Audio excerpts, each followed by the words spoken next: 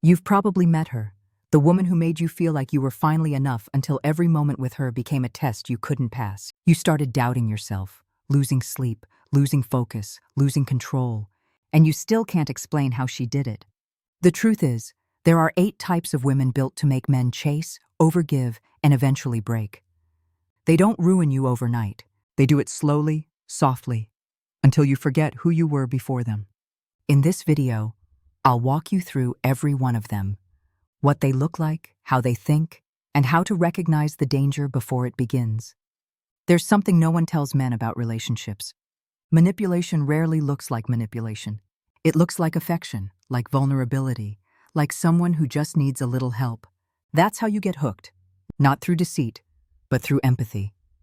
And the more you care, the deeper she goes. This video isn't about women versus men.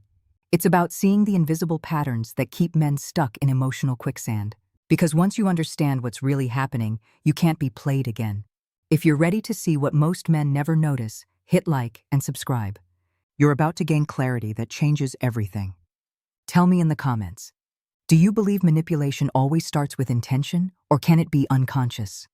Keep watching, because the first kind of woman we'll uncover hides her control behind something every man misunderstands as love. Number 1, the spendthrift. She doesn't love you. She loves the feeling of spending your money. You'll meet her when you're doing well enough to stand on your own feet, but still trying to build something solid. She'll appear fascinated by your drive, your plans, your ambition, but soon you'll notice something subtle. Her affection grows only when you're spending. A dinner, a trip, a little surprise that always turns into a statement piece.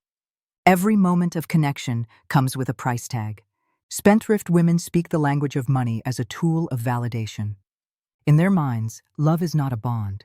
It's a transaction that must constantly prove itself through gifts, indulgence, and upgrades. They don't say, "I care for you." They say, "If you cared, you would." And each time you comply, you unknowingly step deeper into her design, a cycle of guilt and reward that makes you equate generosity with worth. At first, you tell yourself it's normal. After all, you want to give to make her happy. But giving becomes expectation. Expectation becomes pressure, and pressure becomes resentment. She will not stop, because it's never about the object. It's about control. The spendthrift tests your limits to measure your devotion. Every time you say yes, you teach her how far she can push. You'll start to feel it. That silent dread when your phone buzzes with her message, knowing it means another little thing she really needs. Your love becomes a financial treadmill. You run, you pay, but you never move forward. Here's the truth most men learn too late. A woman who only knows how to receive will never know how to value. She doesn't want a partner. She wants an ATM with emotions.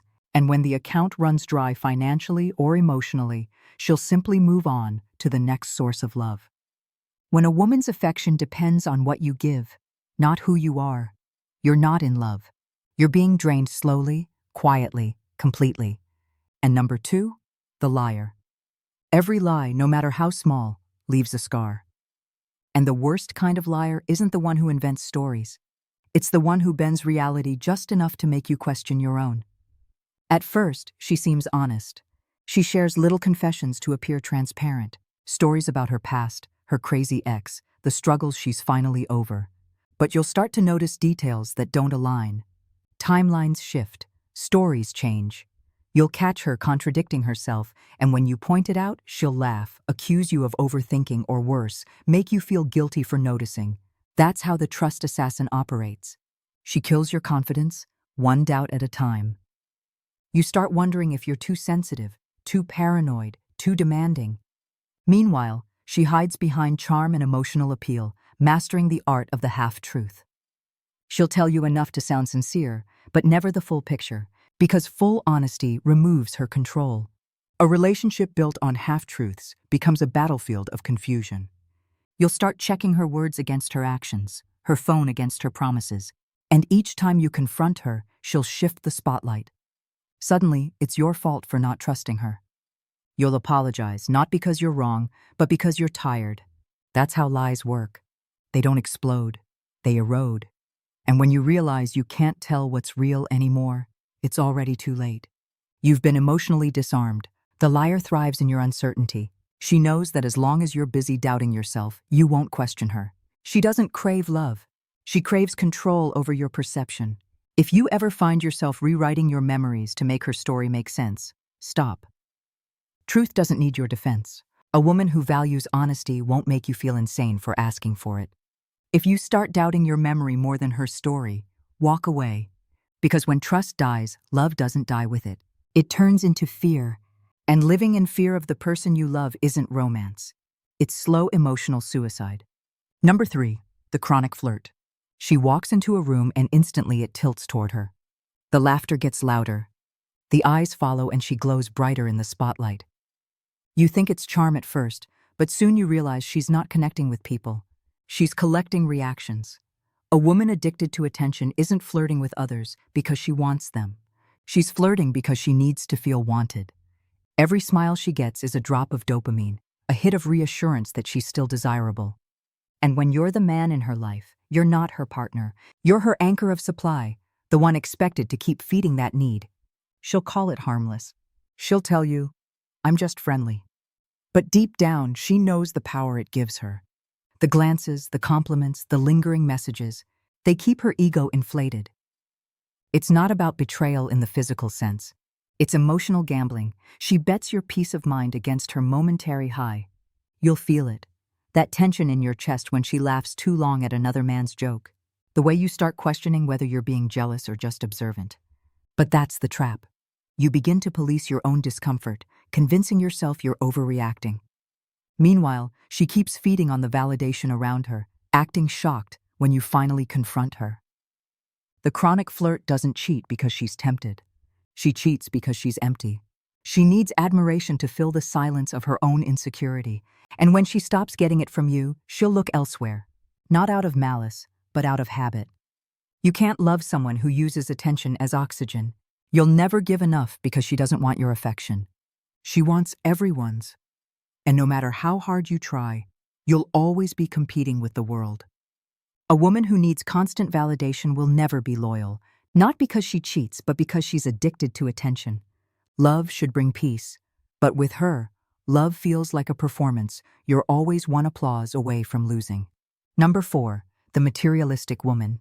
With her, love is never about connection. It's about conversion. Every moment, every gesture, every conversation eventually circles back to value. Not emotional value, but material worth. She doesn't ask how your day was. She asks how much your day made. You'll notice it early, but mistake it for ambition. She'll talk about standards, security, and comfort. Words that sound reasonable until you realize they're all synonyms for money. To her, affection is a form of currency, and relationships are marketplaces. You pay in effort, time, and gifts. She repays you in attention, intimacy, and temporary warmth. It's a trade, not a bond. The danger with women like this isn't their greed, it's their emptiness. They measure love in possessions because they've never felt anything deeper. When they say, "I just want to feel safe," what they really mean is, "I want guarantees." And guarantees in their world are bought, not built. She'll praise you when you give and withdraw when you don't. Her moods fluctuate with your wallet. When you're generous, she's affectionate. When you slow down, she turns cold. The warmth you thought was love is conditional, powered by transaction, not connection. What makes it worse is how easy it is to fall for. Because giving feels good, it feeds your instinct to provide. You'll think you're showing love, but what you're really doing is paying rent in someone else's illusion of security. Over time, you'll sense the hollowness, the silence after a gift is unwrapped, the lack of gratitude that follows your efforts. You'll start to realize that no amount of money can buy the one thing she's incapable of giving. Emotional reciprocity. You can't buy love, but she'll make you believe you can, until your wallet is empty and your soul follows. When a woman values things over people, she will eventually trade you for a better offer. Because in her world, love isn't sacred, it's negotiable. And you're just the current bid. The awakening comes when you finally stop trying to prove your worth through what you can give. Because real connection doesn't come with receipts, it comes with respect. Number 5, the what's mine is mine type. You'll recognize her by how quickly everything becomes about her. Her needs, her plans, her comfort. She might call it independence, but what it really is selfishness dressed up as self-love. At first it's refreshing. She seems confident, assertive, strong. But once you get close, that confidence turns into territory. Every part of your relationship exists to serve her. This kind of woman believes in equality. As long as she's winning, she'll expect your time, your effort, your loyalty, and your emotional support. But when it's her turn to reciprocate, she suddenly becomes too busy, too tired, or not good at expressing emotions. You'll start giving more just to keep the peace. And without realizing it, you'll find yourself in a one-way relationship where compromise only flows in one direction. She'll use guilt as her currency. If you ever ask for something back, attention, empathy, or simply balance, she'll twist it into selfishness on your part. "Why can't you just support me?" she'll say, while never noticing that you've been doing exactly that all along. The more you give, the more invisible you become. Your kindness doesn't inspire her, it enables her. Soon you'll be walking on eggshells, trying not to disrupt her comfort. You'll apologize for being tired. You'll justify her coldness. You'll convince yourself that maybe this is what maturity looks like. Two people focusing on their own needs. But deep down, you'll know you're slowly disappearing. Love cannot survive when one person is always taking and never giving. It suffocates under imbalance. And with her, imbalance is the foundation. She doesn't want partnership. She wants submission disguised as devotion. You'll feel the exhaustion long before you admit it. That quiet ache of knowing you're investing in something that gives you nothing back. And one day it will click. This isn't love. It's servitude. Love can't breathe when it's one-sided. And with her, it always is. When you finally stop feeding her sense of entitlement, she'll call you selfish. Let her. Because in truth, you've just remembered how to protect your own peace. Number 6, the insecure woman. At first, her need for reassurance feels sweet, even flattering. She wants to know where you are, who you're with, what you're doing. You tell yourself it's because she cares, but soon you'll notice it's not curiosity, it's control. Every question hides a fear. Every fear becomes a rule. And every rule quietly reshapes your life. The insecure woman doesn't build walls to keep others out. She builds cages to keep you in. Her mind is a battlefield of comparisons. Every woman she sees is a threat. Every compliment you give is a potential betrayal. You'll start defending yourself for things you haven't done, apologizing for feelings you've never had. She'll say, "I just need to feel secure." But what she really means is, "I need you to shrink so I can breathe." Her love comes with surveillance. She'll scroll through your phone, dissect your messages, monitor your tone. When you reassure her, she'll calm down for a moment. But the peace never lasts, because insecurity can't be satisfied. It only resets. What she seeks isn't truth. It's control over her anxiety. And she'll use your loyalty as the cure. What begins as tenderness soon becomes tension. You'll feel the air grow heavy around her questions. You'll start hesitating before answering your phone, not because you're hiding anything, but because you know she'll read meaning into every pause. Slowly, your world narrows until all that matters is keeping her calm. That's not love. That's captivity. Here's the painful truth. You can't fix someone's insecurity by proving your innocence. Because the problem isn't your actions, it's her fear. And no amount of love can heal a mind that feeds on doubt. You'll try to save her, to show her she's safe. But she'll only pull you deeper into her storm until one day you'll realize you've become her evidence, not her partner. You can't save someone who's drowning in their own fear. They'll only pull you under. When love becomes a constant defense, you're no longer in a relationship. You're serving a sentence, and the only way out is to stop apologizing for things you didn't do and start reclaiming your peace. Number 7, the narcissist. She shines so bright at first that you mistake her glow for warmth. Everything about her feels magnetic. Her confidence, her presence, the way she makes you feel seen. But what you don't realize is that she's not looking at you. She's looking through you to admire her own reflection in your eyes. The narcissistic woman doesn't fall in love. She recruits. You're not her partner. You're her audience. She needs admiration the way others need oxygen. Every compliment, every act of attention, every moment you spend worshiping her, it feeds her sense of superiority. And the moment you stop clapping, she starts to crumble. That's when the cruelty begins. She'll belittle you with precision. Then follow it with praise just sharp enough to keep you hooked. One minute you're her hero, the next you're her disappointment. It's not random, it's design. The constant shift between affection and rejection creates confusion, and confusion keeps you obedient. The Mirror Queen thrives on the illusion of power. She'll always compare, always compete, always demand that the spotlight stays on her. And when you try to talk about your needs, she'll make it about herself. You'll start apologizing for existing outside her narrative. She doesn't destroy you out of hate. She does it to keep her reflection clean. Because in her world, vulnerability is weakness, and empathy is leverage. She'll borrow your emotions, twist them into proof of her dominance, and leave you questioning whether the problem was ever her at all.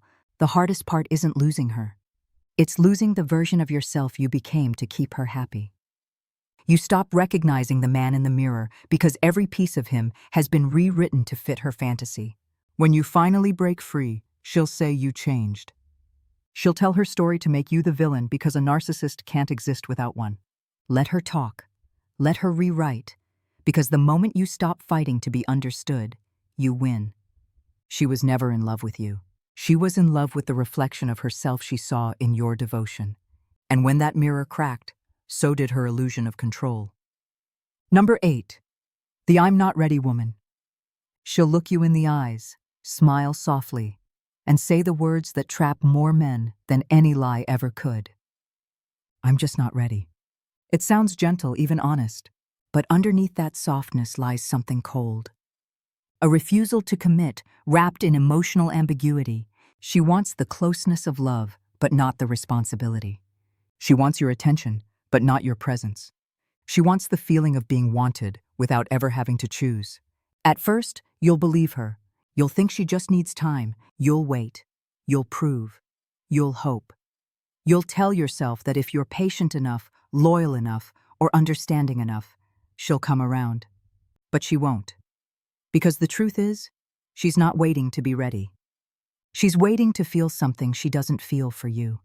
She'll keep you in emotional limbo, not cruelly, but conveniently. You'll be the safety net she returns to when the world disappoints her. The emotional placeholder she leans on until someone else sparks her excitement again.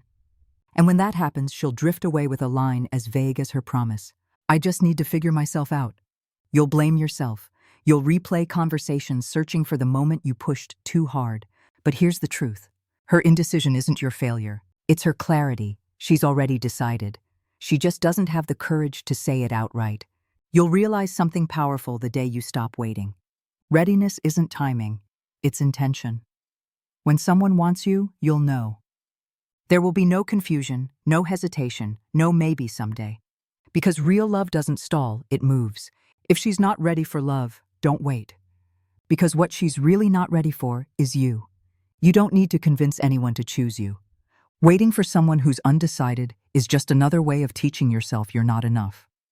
Walk away not out of anger, but out of respect for your own time, your own energy, and your own worth. Because every maybe you accept delays the life you truly deserve. You've just met 8 kinds of women, but in truth, they all wear the same mask. They feed off your uncertainty, your willingness to explain, your hope that love will change them. And while each of them plays a different role, the spender, the liar, the flirt, the queen, the prisoner, the mirror, the maybe, they all have one thing in common. They take until there's nothing left of you to give. What you lose in these relationships isn't just money or time or pride. It's your sense of peace. It's that quiet strength that used to make you decisive, grounded, sure of yourself. Every encounter chips away at it, not all at once, but piece by piece until one day you look in the mirror and realize you've been living as a reaction to someone else's emotions. That's the moment men wake up. The realization that love at its best should build you, not bleed you. That affection without respect is just manipulation in disguise. That giving endlessly doesn't make you noble. It makes you numb. You don't owe anyone your peace. You don't need to prove you're enough. You don't have to rescue someone from their own chaos just to feel valuable. The moment you stop chasing what hurts you, you start healing from what broke you. If this video opened your eyes even a little, don't scroll away. Stay sharp. Subscribe. Share it with a man who needs to hear this. And never let another woman use your emotions as her playground, because awareness is protection and protection is power. Real strength isn't in loving harder. It's in knowing when to stop trying to fix what's meant to teach you. And real power, it isn't in holding on, it's in knowing when to walk away.